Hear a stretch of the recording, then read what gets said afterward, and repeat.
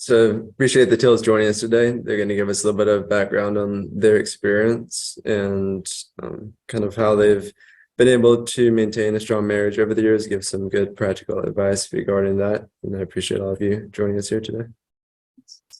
And young professionals, we meet regularly, like twice a month right now, right?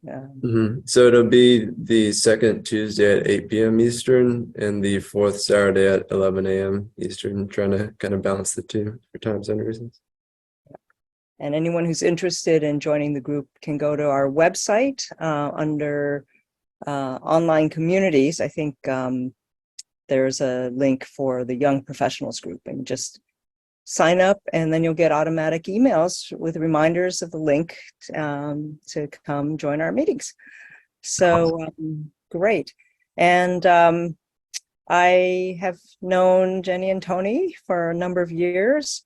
First, I knew Tony as an extremely talented video kind of had some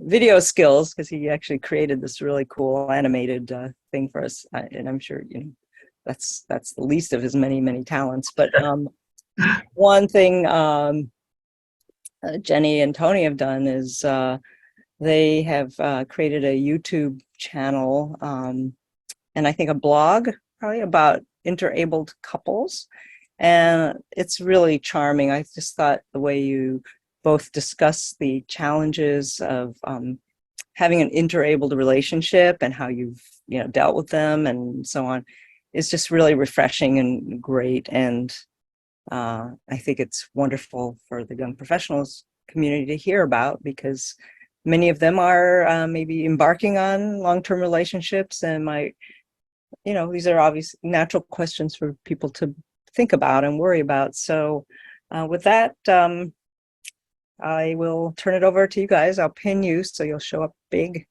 on the screen. And the floor is yours. Okay. Thank you. Yeah. Thank you for having us. We really appreciate it. So where would you like us to start? Yeah. My questions, or how about you're in an interabled relationship? How did you meet? How did you get involved? What did you think about in terms of, like before you decided to commit?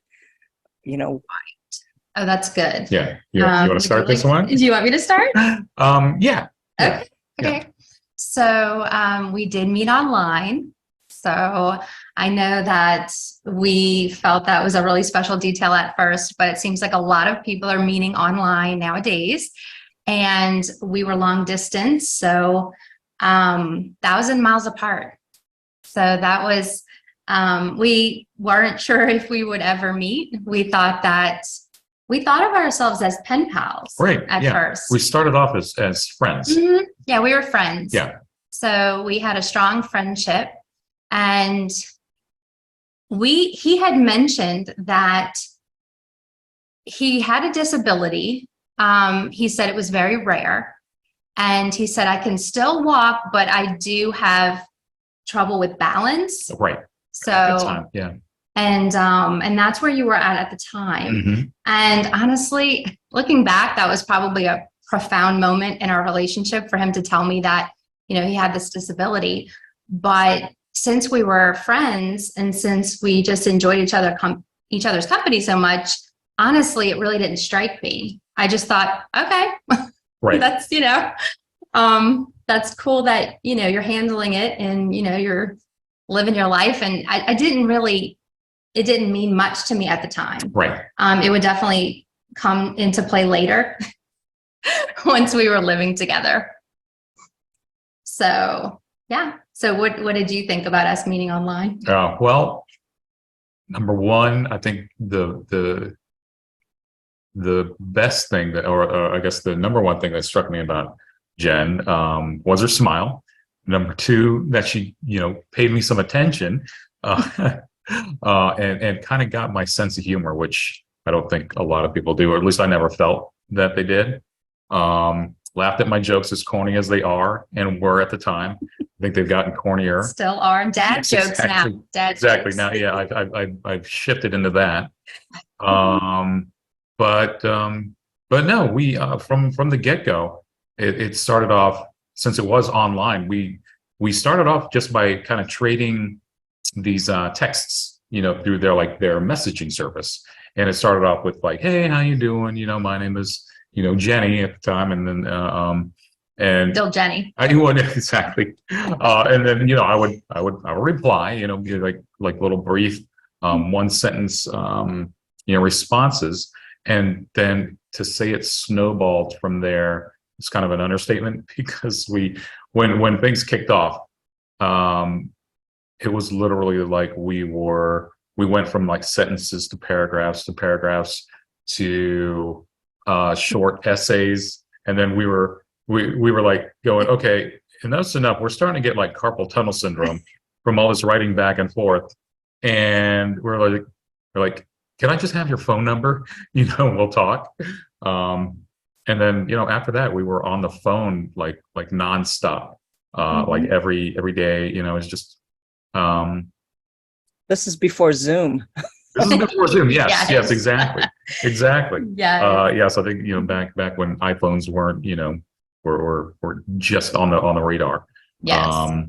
But Our first conversation was 13 hours. yeah. We talked instead of sleeping one night. Exactly. We're just like, you know what? I already see the sunrise, so we might as well just like carry this over as far as we can. Mhm. We'll get bragging rights And then for I it. fell asleep on the phone. Yes, And he didn't yeah. want to hang up on me sleeping, so he just like stayed on the phone while I was sleeping. I thought that would have been rude, but I'm glad you stayed asleep. Somebody got some sleep that night. But yeah, as far and it wasn't long after that of course the feelings grew stronger and stronger the more we got to know each other, and we eventually took me some convincing, but as far as like getting to finally like meet in person. Yes, Tony had a bad experience with a Disney trip. So in the disability community, I'm sure you guys are familiar with some of the perils of airline travel. Yes. And just how, your wheelchair can get broken. They kind of manhandle you into the seat, and, they're not always trained, and, sometimes it's better than others, but Yes. there are some variables, that happen when you get on an airplane. And we've definitely experienced those in years since.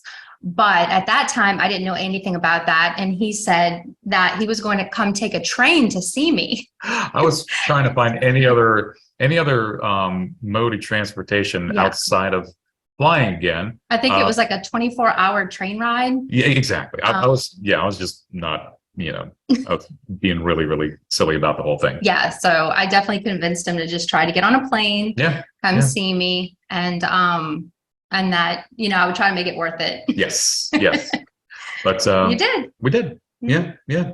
It was a little scary at first, Mhm. just because of the I didn't factor in the layover times, and plus I think my first connecting flight got delayed, so we ended up like missing that Yeah. when I was initially supposed to meet you. I think it was delayed for like 8 or 9 hours or Yeah. something, and I was stuck in, I think, Atlanta. And when you have a disability, of course, you are one of the first ones on, which is nice, but one of the last ones off after everybody's offboarding. So I'm like, oh great, not only do I have to worry about getting from one terminal to the next to get my connecting flight, you have to add on, the fact that you're on a big plane and you got to wait for everybody else to get off, and then there's a process of getting you out of your chair into your wheelchair, Yeah. and then finding somebody to take you from one terminal to the other, because I was going solo at the time. So that was another thing too that I had to kind of get over, but yeah, did it and had a lot of fun that first time. We did. We spent that first 4 or 5 days together and fell in love. Yes. And, so when he went back to Indiana, he was my boyfriend. So and Made it you had a official. girlfriend. That's right. Officially. Yeah. So, and it was really interesting because I think back on picking him up from the airport. And it was so strange because I did a card transfer for Tony, like immediately thrust into this role. right, just immediately, like we had not even touched yet. We hadn't even hugged or kissed or like held hands or, I mean, you talk about intimacy. It was like, can you help transfer me into the car when I have never done that in my life? So it was like the crash course in trust and intimacy, communication and communication yeah for him to try to tell me what I need to do to get him from point A to point B without dropping you. correct So, and it was cool because ever since then, we've been together 11 years. And ever since then, caregiving and his disability has always been a big part of our intimacy. It's a big part of our like trust and our bond. Yes. And yeah, I think it's helped us go deeper in a lot of ways. And it helped us go deeper quicker. Yeah. Two people who are normally dating. You have to hit the ground running with all that. So.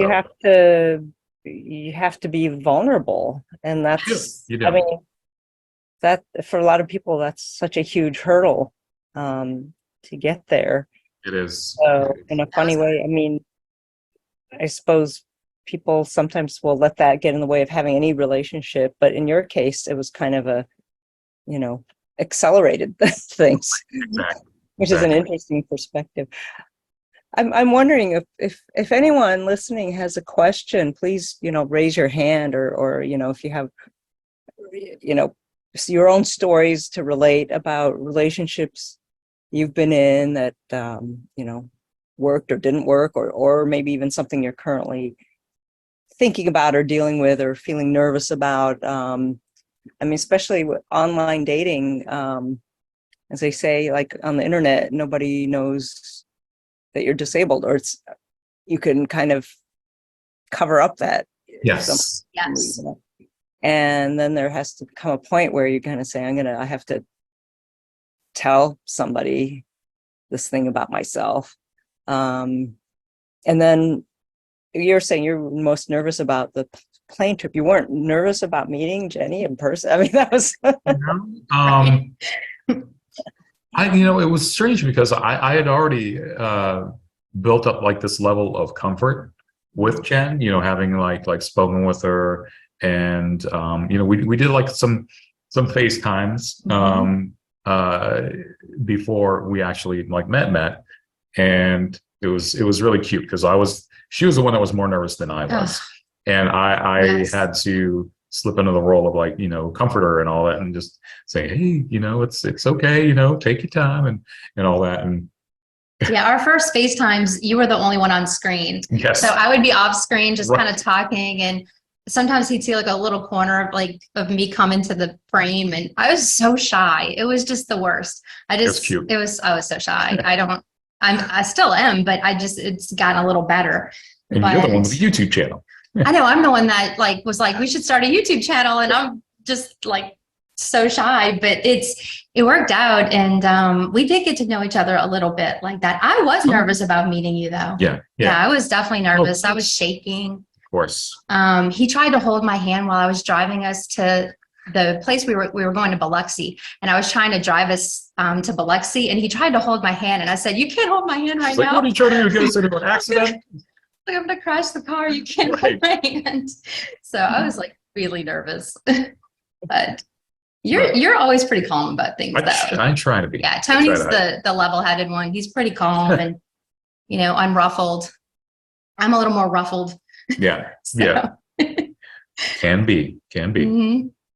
How did your families feel about you traveling so far to meet a relative stranger? I mean, 11 years ago, online dating just wasn't quite as prevalent as it is now. Right, exactly. Very much so. Our story was a little more like, oh, you met someone online.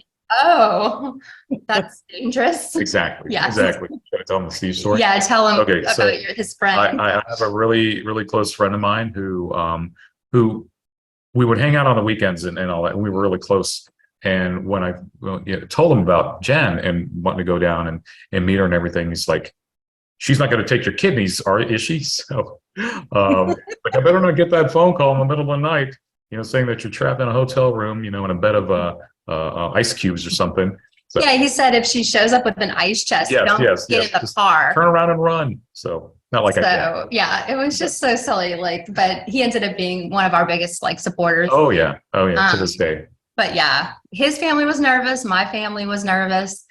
Yeah, I don't think they understood it at all at first for so many reasons. Right. So, but yeah, they're all used to it now. Yeah, exactly. Yeah. But there was like an adjustment phase. Yeah. For everybody, Yeah, like my mom's biggest concern was, well, like who will mow the lawn? She just was so worried. Like the practical side. Lawn, and we ended up just hiring someone to mow the lawn. It really wasn't, this earth shattering. I could have mowed it, but we just chose to have a lawn service. But her eyes just got big. Like, who's going to mow the lawn? Like that was the first thing she thought of. Yeah. So, yeah.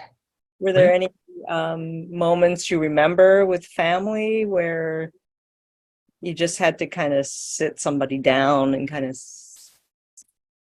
I mean, there could be all sorts of things people would worry about or things they don't even want to talk, unspoken concerns or things you have to kind of. I mean, about the only thing that I really remember doing is talking with my youngest brother, because he had the concerns too. But when I told him, that I felt like this was my one, shot in life, and I don't want to put it in such, I don't know, terms, like dire terms or anything, but and explained that how special Jenny was.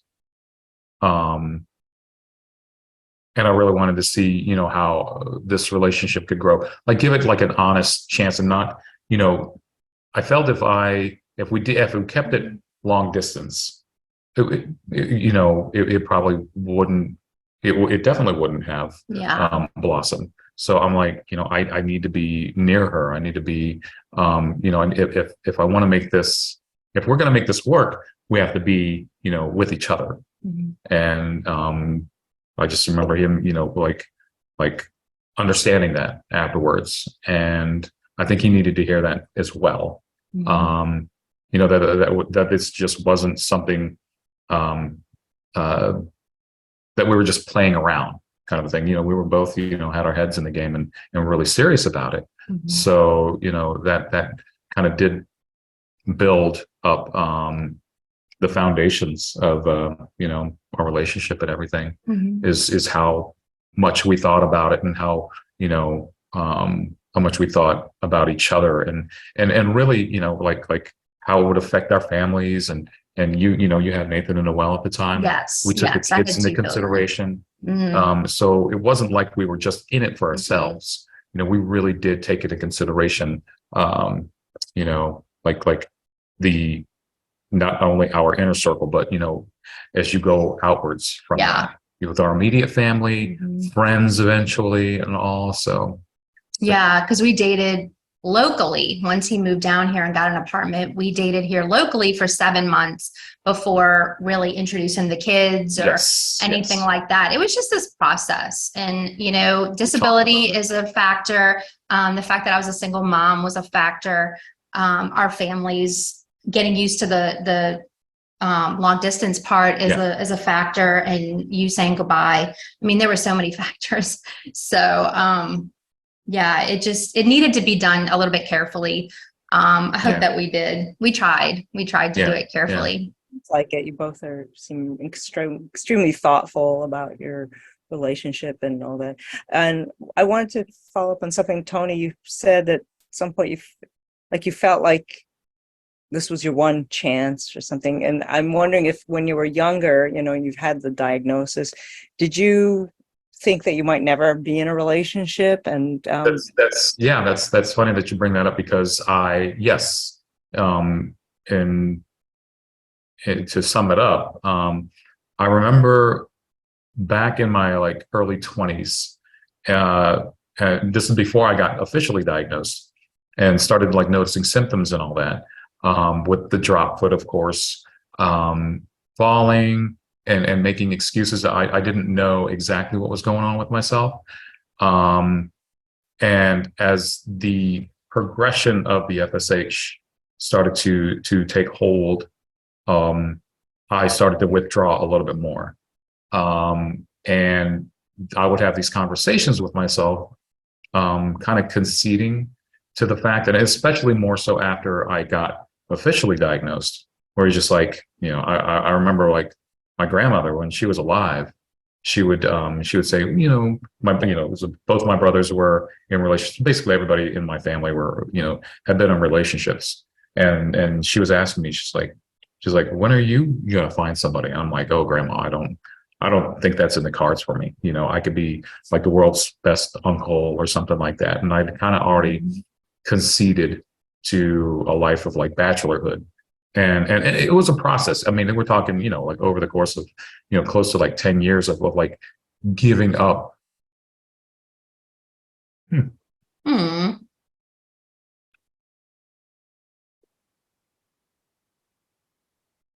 Like giving up the idea that was even for me. And that's why I felt like so strong when, I met like somebody like Jen. And, everything was like, she made me feel like none of that really mattered.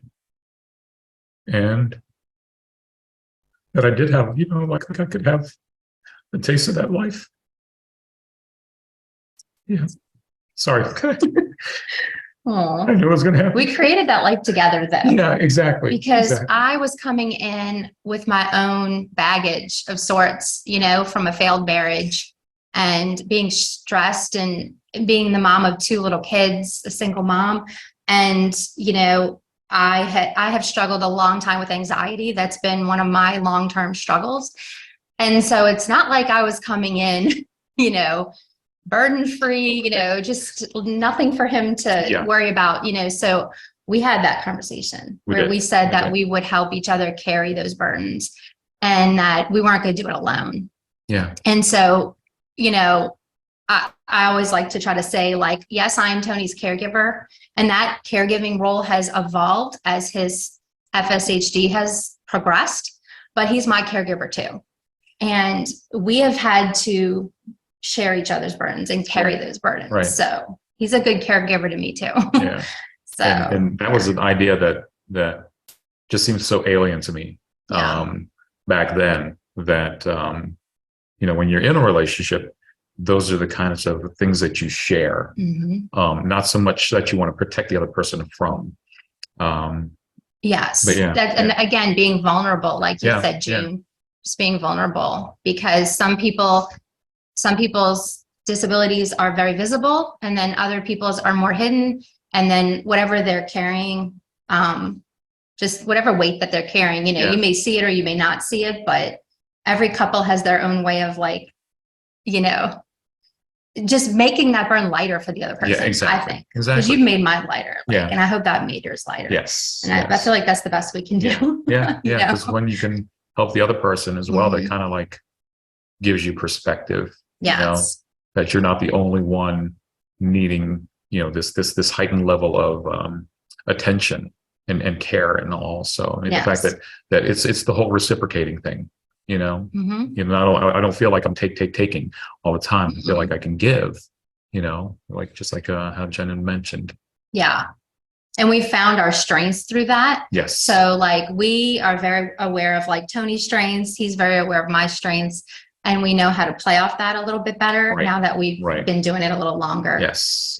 So like basically any admin task that comes in, it goes to Tony.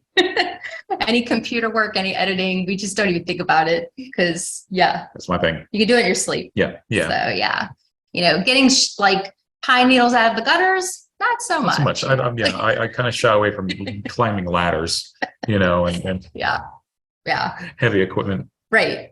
So we've found our little our groove. Groove. Yeah. So That's so, so important that in any relationship there is that reciprocity. And one of the concerns we have, and we talk about it in some of our like groups, like the care partner group and so on, is the person with a disability may start to feel like they are the burden, and that all the things that they used to do that they felt gave them value in a relationship, if you become unable to do them, you start to feel like you don't have value, you're not giving value. But obviously, that's a mindset you have to like just overcome and say that that's not true. You give a lot in the relationship, either both ways. I think that's really, really important. Tony, if you could talk to your younger self now to say, like, what advice would you give, like, to, or what do you feel was the key for you to be in a successful relationship that you may not have appreciated or known at the time? Definitely learn to communicate better, just kind of take your time and I don't know. I would probably say, try like don't be afraid of your feelings. And I have gotten a lot more comfortable, in that, in since being in a relationship. And that wasn't a role or anything that I was felt comfortable doing when I was single and younger. Because I was more of a practical, just kind of in problem solving mode, and like, okay, instead of whenever there was like an issue, I'd be like, okay, how do we fix it? How do we fix it? It's not, it didn't really cross my mind to say, well, how does this make you feel? But that is something that I've gotten more comfortable in bringing into my process with dealing with all that. So, but as far as like talking to my younger self, yeah, I'd be number one. I'd say finish school. No, but yeah, don't be, don't commit to a life of hermitude so early in life. But as far as like just, back in life, I'd be like, don't let yourself get in the way with your fears and your doubts and all that. But yeah. Open yourself up. Yeah, exactly. If you feel something, go after it, yeah. And look where you are now. Look where we are now. Yeah. And if there are other questions or comments, please don't be shy. I've got one that may be good. So I think you mentioned like you kind of were resigned to the fact that marriage may not be something for you in the future, but obviously you start pursuing that again later on. What kind of led to that transition? What did that look like for you? Well, for the longest time, like I'd mentioned, yeah, it was a process of me letting go. And then when I met Jen, we through our conversations and everything, she kind of got me thinking outside of that box that I'd put myself in. And she started to reintroduce like the what ifs, and kind of like challenged those my thinking that had gotten me there to begin with. She's like, well, have you thought about it this way? With the whole like sharing burdens and everything. But you were already on the dating website. So you had made some kind of decision. I did. Well, but the thing was like I had been on a couple of websites like in years prior, kind of thinking, I want to get back out there and see what's going on. But as time went on, and none of it ever, I never met anyone through any one of those websites. And Miss Malaysia. that was a scam. Oh. What do they call it? A catfish. That was a catfish. And I'm glad I knew stuff about I don't computers know her name, to but where Miss I could, Malaysia. yeah. Miss Malaysia was actually, I think, some Iranian dude. Oh, okay. But Wow. when I tracked out his IP address, Jealous of her. So I was like, who are you talking to on this no, site? that was totally somebody's like account that was stolen. Okay. Right. Well, and you did tell me that you were on there to meet a friend. Yes, So yes. he was definitely like promoting himself as like a pen pal. Exactly. So Exactly. was that for like, just to kind of hedge your bets a little. Pretty much. Play Well, it safe. exactly. Playing it safe. Yeah. Yeah. Because what it started off was with me wanting to find, like romance over, the course of maybe like 3 or 4 years of trying, and I don't know if um Cupid got his little arrow in me so many years ago, but he was just like, hey, why don't you go try this disabled website and see where it might lead. But I did that, thinking, oh wait, that doesn't sound like a bad idea. Maybe I can find somebody, and wouldn't get anybody any interests or anything like that that first year, and then I'd try it again, and like that would last for like a month, and I'd be like, Ebenezer Scrooge again with in the love department, and it's just like, oh, bah humbug, and like, but as Valentine's Day came Every on the next year, Valentine's Day. it'd be like, let's try it again, but my heart wasn't in it as much, and I'm just like, when I finally met Jen, oddly enough, I had already said, you know what, I'm just looking for a friend. I'm not even going to try to find anybody who wants to go out.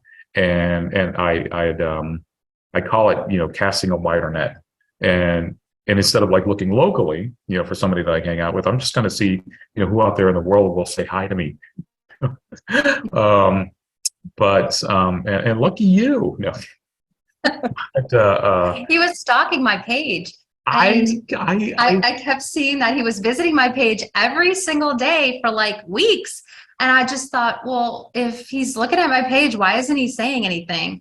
And finally, I just said, hi, if you're interested in being friends, message me anytime if you like. You big creep. No. Yeah, it was like, I wasn't sure if it was creepy or just like you were really shy. Right, exactly. And I was trying to think maybe he's shy. Yeah. So, and you were. I was and shy. then he messaged right back like, yes, I would love to be friends. What do you like to do? What are your interests? And it was very easy after that. Yes. Yeah. And the one big reason that I kept going back to, your profile was that, number one, you were the cutest one on there. And number two, there was something about your smile that made me, that kind of kept like that little spark, that little glimmer of hope going. So, but yeah. Hey. Yeah. And she said hi to me. For me, it was your eyes. Aw. And I would say the same thing about you. Aw. Yeah. When she smiles. Yeah. Aw, you're sweet. Well, it's interesting because I've often thought that if you become friends first, you're not like under this sort of pressure, like, are we going to date? Are we going to have a romance or something? It kind of takes, and maybe it takes some of the anxiety about the disability away. It's like, or postpones it, or when you bring it up, at that point, you've already known each other, gotten to know each other. And it's like, oh, that's just another fact about Tony. Exactly. That is very true. Yeah. Very true. I'm glad we didn't tackle that first. Right. Yeah. Right. Because we really wouldn't have had any context for it. It might have worried me more. Who knows? Or it may have even deterred me. I'm not sure. I don't think it would, but it's hard because when you don't really know a person, all these facts about them are just facts. There's no connection to the person. Right. So establishing a friendship, I could picture your life and I could remember your humor and your friendliness. And I had more of a complete picture of who he was by the time we started exploring all of that. Yeah. And, it was not a deterrent. So, yeah. Yeah.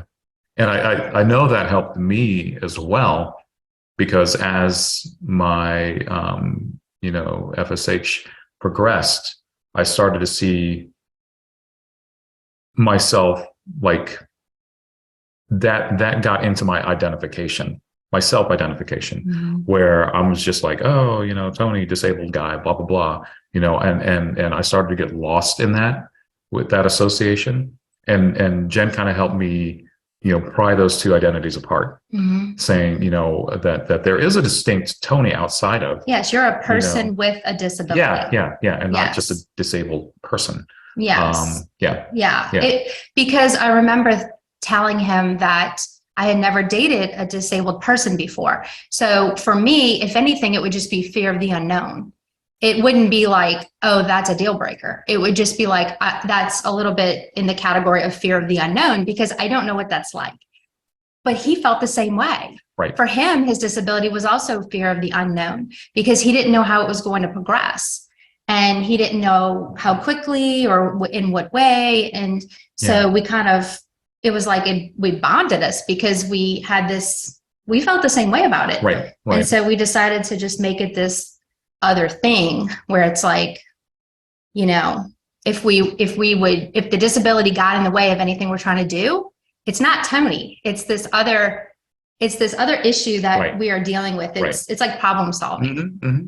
And so, that way he doesn't feel bad about that struggle. Right. Because he has the same struggle where we're just tackling it together. Yeah. So that did help. Yeah, it did. Yeah.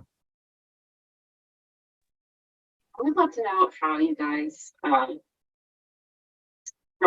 made the decision to start your YouTube channel. I actually just myself started a YouTube channel this month. Did you? Oh, cool. Yeah, about the same kind of thing, like living with FSHD and stuff like that. I feel like I'm not the best audience for this call because I'm 26 and I've been with my husband for 12 and a half years. Wow. Congratulations. Oh, that's awesome. Thank you. So I feel like fortunately can't really relate to a lot of the, the searching. Like I always tell my friends, I don't know what it's like to get into a new adult relationship, so I can't give you advice because I haven't been single since I was 14. But I love all the things you guys have been saying about how communication deepens your intimacy and stuff, and learning to overcome those barriers that you're faced with together. I really like that, and that resonates with me a lot. So yeah, I wanted to know more about your YouTube channel. So Sure. You want to cover? Well, I mean, do you have any questions? I can tell her how we started. Yeah, how did you start it? What were your was the response to it initially? Do you have regrets? Those are good questions. Yeah. So when we first started it was several years ago. Mm-hmm. What do you think, about 3 to 4? Probably about 4 years ago. We had just had our son Alex together, and we wanted to document having Alex and just his first year of life and things like that. At that time, we had no idea that YouTube could be we didn't know about the partner program and monetization, and we didn't know about ads or commercials.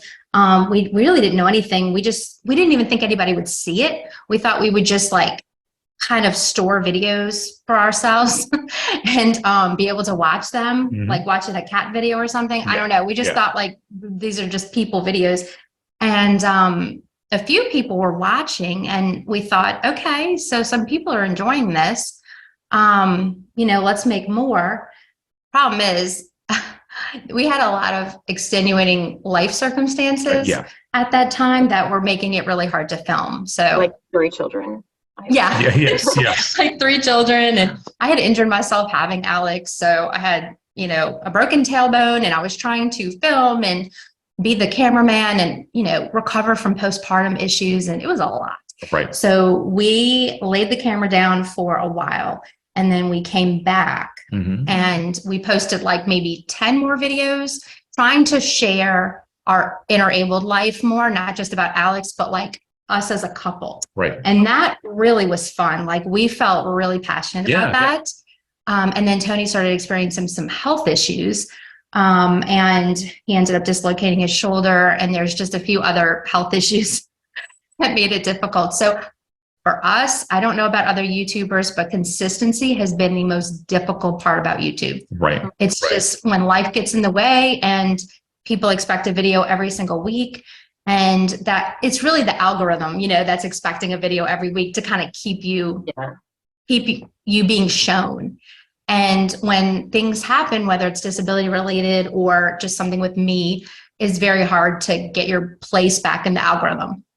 So we have found that to be the hardest thing. We just recently came back to our channel a few weeks ago from, a year break where we were dealing with his health issues.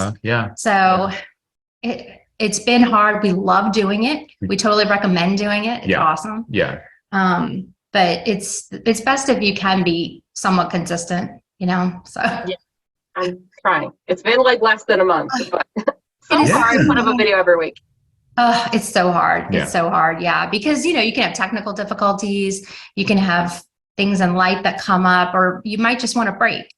Right. Exactly. Exactly. Because it is you, in order to keep that consistency going, you do have to factor it into, because I don't know like how proficient you are with like editing software. It's been a steep learning curve. Oh no, it is. Yes. Yeah. And if you do have any questions, like feel free. I went to film school, so I have a little bit of that background, and had a post-production company like many years ago. But so I'm kind of like literate in that. And when Jenna started expressing an interest in it, I was just like, oh, that's so cool. I can go back and we can bounce that off of each other, or I could kind of like we can get or hit the ground running with all that. It's a lot of fun. It's very rewarding. It's a lot of fun. And I tell you what, like the one thing that makes me proud of what we've done so far is like the sense of community that you tap into. Yes. And I would say that is the most rewarding thing, is just like not feeling like you're alone in this, because you're not. Sharing your story, sharing our story. I want to write a whole book on that, just about how important community is. Because it just, it's so important. And YouTube is a great, platform for that. But Instagram is as well. And finding your people, so that you're looking at their story and you can kind of see yourself in their story.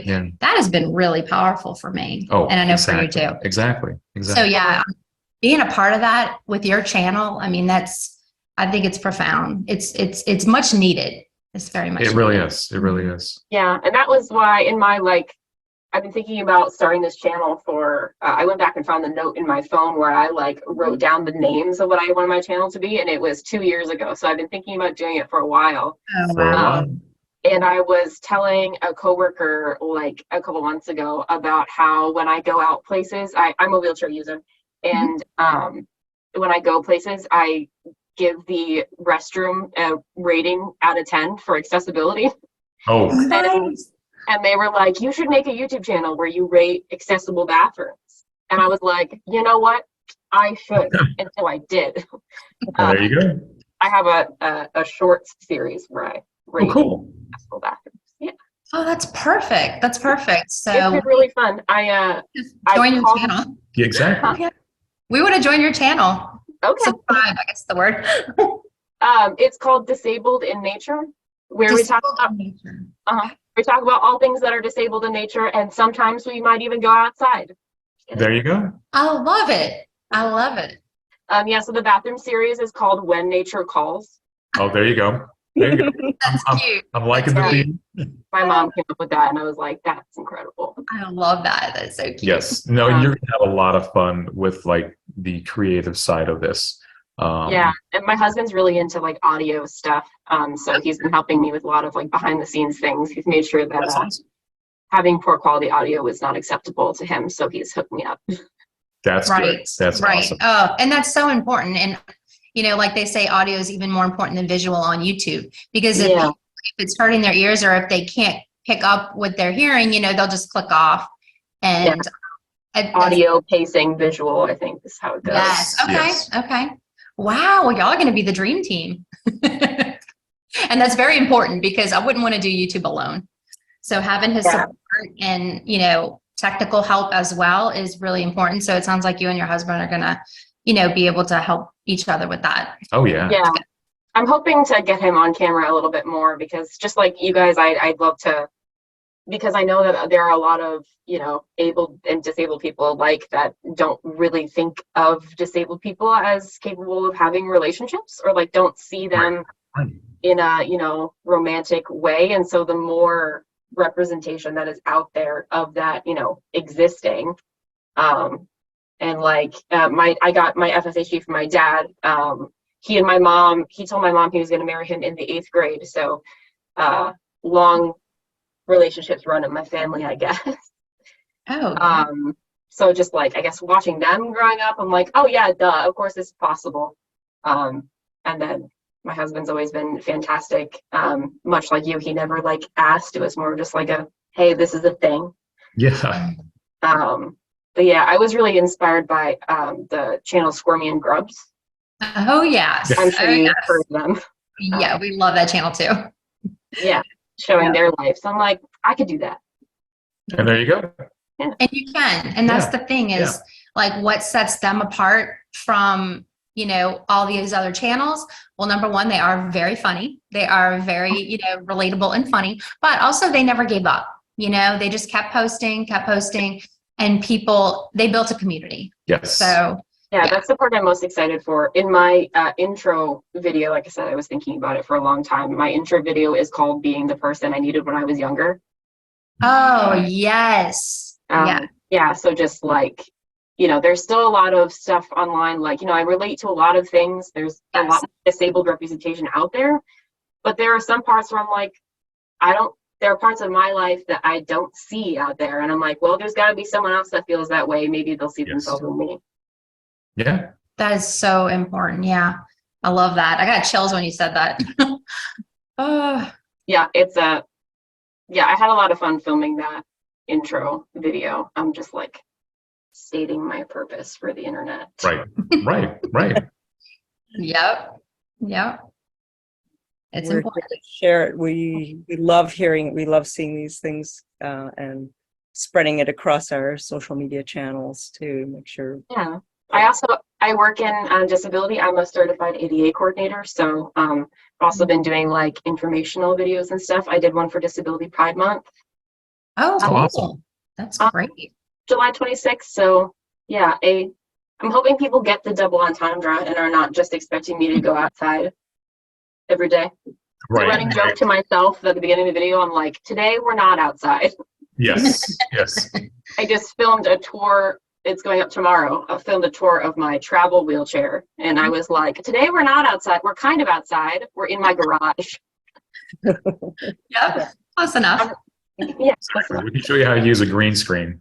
That way you could be over in Egypt one day and then the what's the next. So Well, I really do love getting outside. So I have a background in biology and like wildlife okay. Sciences, but I had to leave the field because it wasn't accessible for a wheelchair user. So that'll be a future video. But yeah, I always wanted to find a way to like combine the two, like the passion for disability work and the outdoors. I was like, I'll just do it myself. And hopefully enough people like it that I can make money doing it.